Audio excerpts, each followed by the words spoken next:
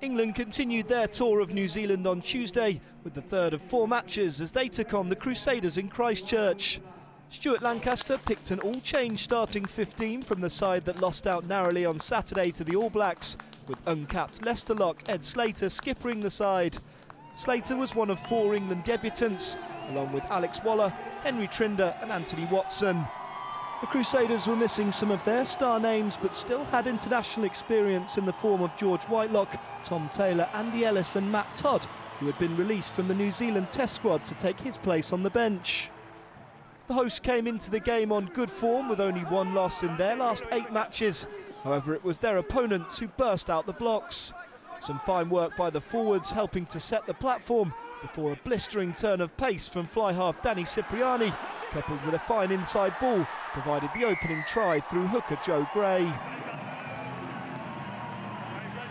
Cipriani with a timely reminder of what he can offer to Lancaster's Test side. The outside half would knock over the extras, and the visitors soon had their second score of the game. Another solid base provided by the pack at the scrum, and the ball was shipped out to Alex Goode, whose grubber kick looked to be bouncing out of play before Ben Foden produced a piece of magic to keep it in and touched down in the corner.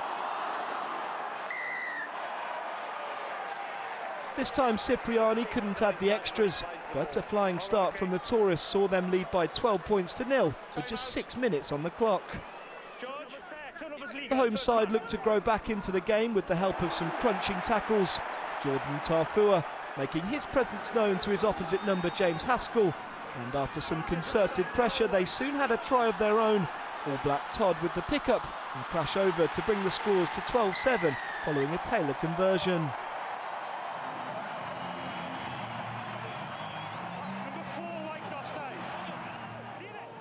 England looked to reassert their dominance and found a try when Brad Barritt forced his way over.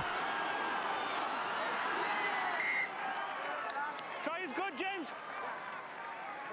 Cipriani slotted the extras and was involved once again as he helped ship the ball along the back line.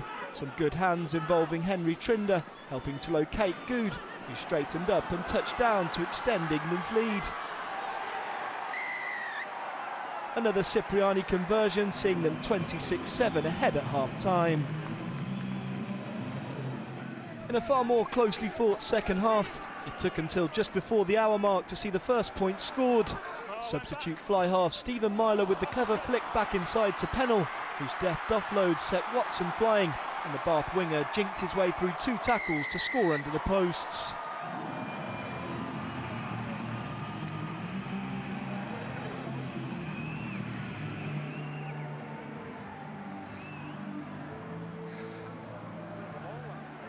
Myler easily slotted the extras, and the Crusaders looked to get one back immediately as they caught and drove from a line out just 5 metres from England's line. Replacement Adam Whitelock had the first go at the line and fell short. Joe Moody then tried his luck, and after consultation from the TMO was deemed to have been held up.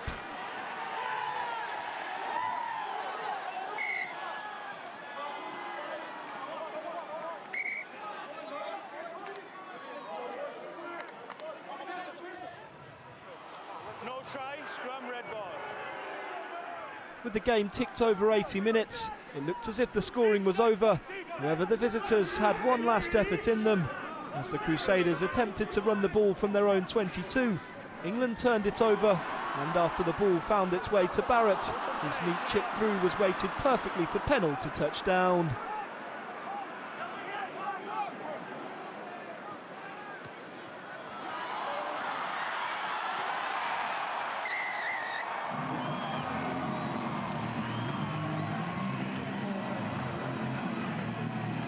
The tourists scoring from the last play of the game for the second game running. Fine performance for England to bag their first win on tour, and perhaps a few individuals staking their claim for an appearance in Saturday's final Test match against the All Blacks. The final score from Christchurch, England 38, Crusaders 7.